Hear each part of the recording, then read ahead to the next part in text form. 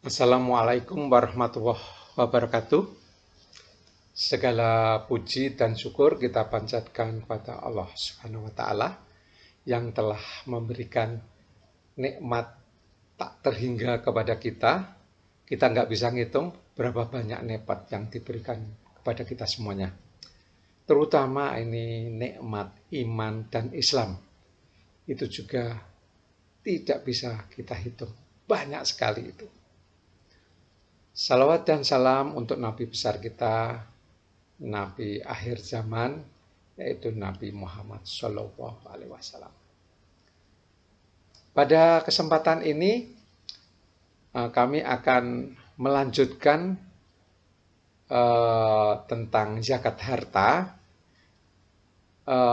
tapi kali ini, yaitu bagian ketiga, menjelaskan hal-hal yang bersangkutan dengan seandainya orang itu tidak membayar zakat. Kalau bagian pertama dan kedua itu menjelaskan zakat untuk misalkan pertanian, usaha kehutanan, perdagangan, macam-macam. Bagaimana caranya?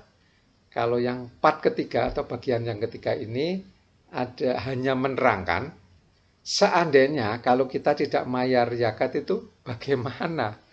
Nah, itulah di dalam bagian ketiga ini. Oke.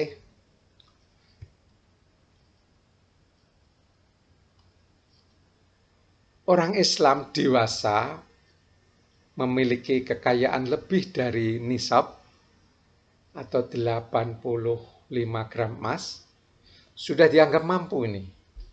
Jadi semua orang Islam dewasa asal dia sudah memiliki kekayaan lebih dari 85 gram emas, dia sudah bisa dikenakan zakat. Tapi zakatnya itu sesuai dengan golongan-golongan yang dia termasuk di dalamnya. Apakah sebagai perdagangan, apakah sebagai mencari usaha pertanian atau usaha palah gitu. Ada ketentuan-ketentuan banyak. Tapi yang jelas setelah dia lebih dari mempunyai kekayaan lebih dari 85 gram emas sudah dikenakan ini zakat. Sudah bisa dikenakan zakat. Nah, ini mereka yang sudah dikenakan zakat itu disebut dengan muzaki, pemberi zakat.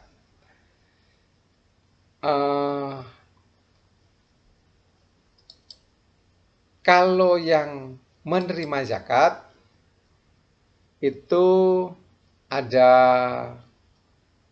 8, yaitu fakir, miskin, amil zakat, mu'alaf, kemudian orang yang hamba saja yang supaya dibebaskan ini, terus orang yang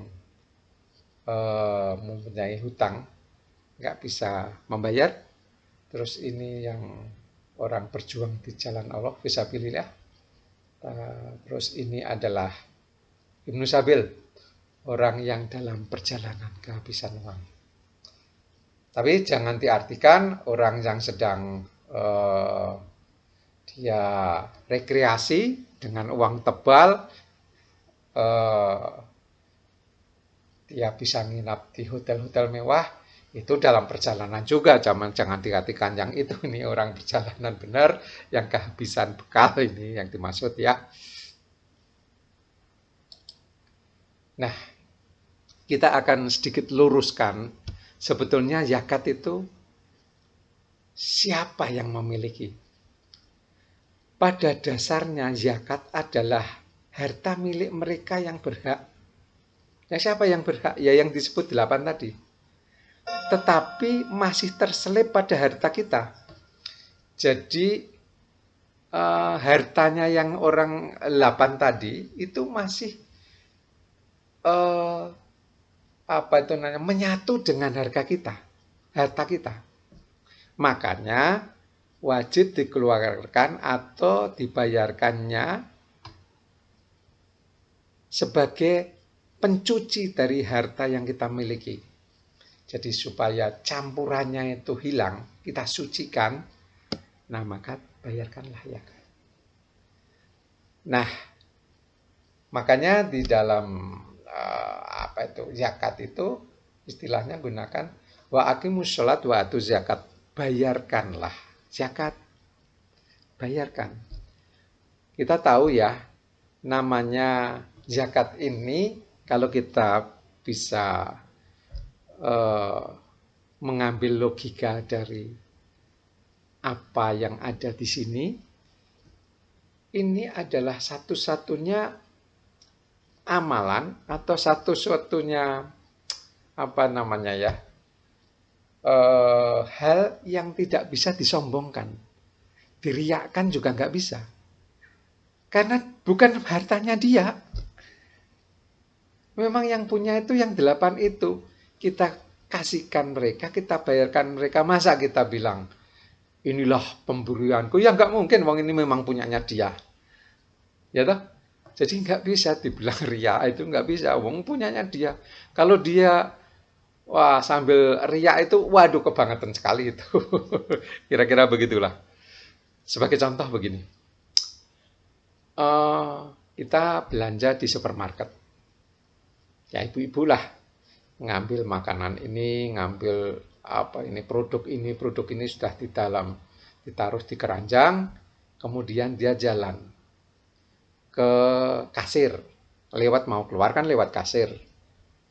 Apakah si ibu itu mengasihkan uang kepada kasir itu, wah ini sedekahku, ini dengan kerelaanku? Ya enggak lah, itu bayar itu karena itu sudah menjadi haknya si kasir itu. Coba Anda nggak bayar, tangkap sama hansip itu, sama sapam, ya kan? Nah itu analoginya seperti itu. Jadi nggak bisa kita bilang, oh ini adalah sedekah, ini wah ini karena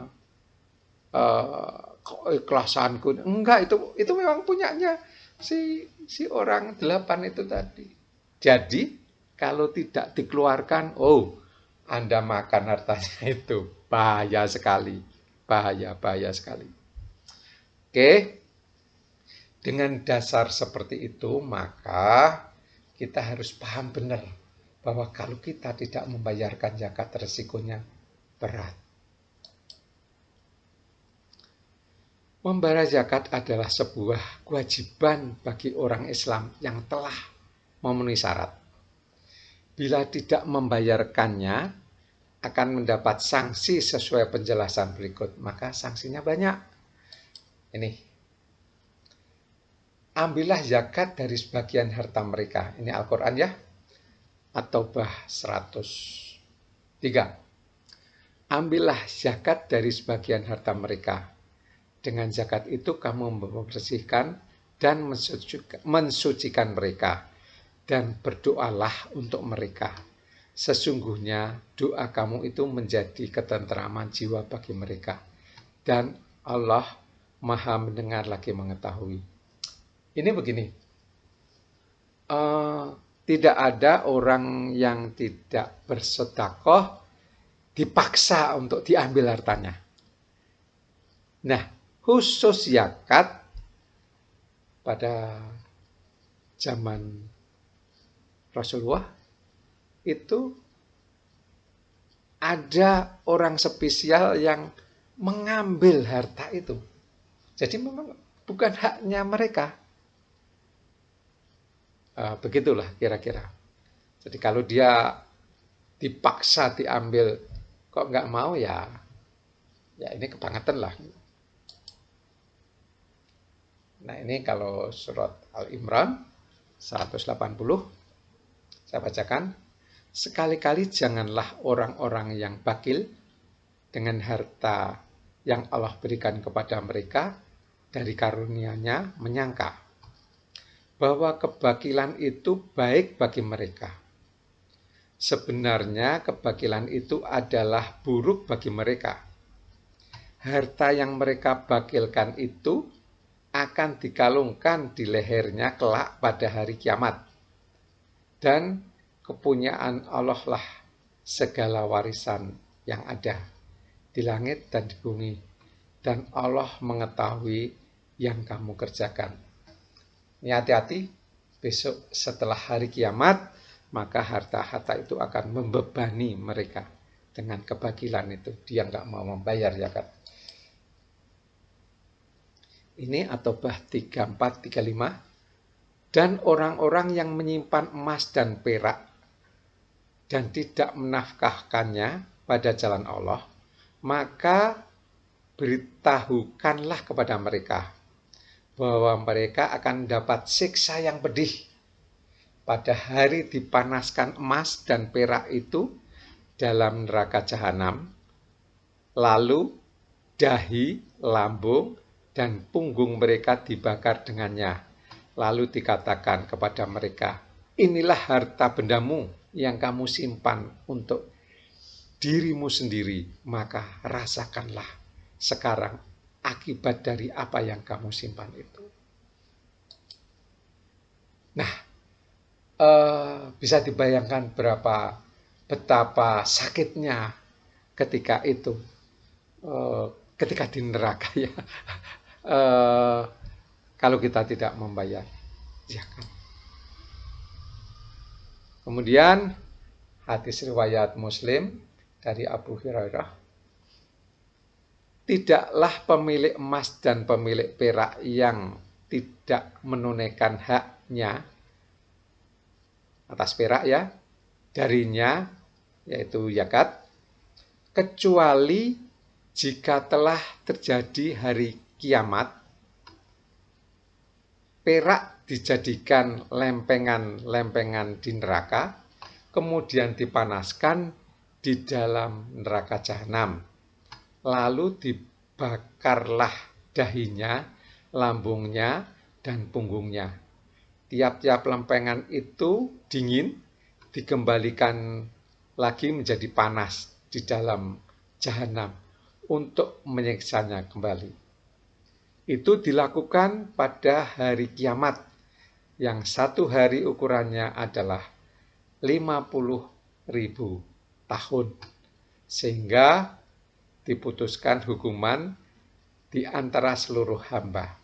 Jadi ketika menunggu putusan hukuman itu sekitar 50 tahunnya itu analog dengan satu harinya hari kiamat itu. Lama sekali itu. Kemudian akan melihat apakah dia akan kemudian dia akan melihat atau akan diperlihatkan jalannya, kemungkinan menuju ke surga dan kemungkinan menuju ke neraka. Jadi sebelum diputuskan itu sudah disiksa sedemikian rupa beratnya.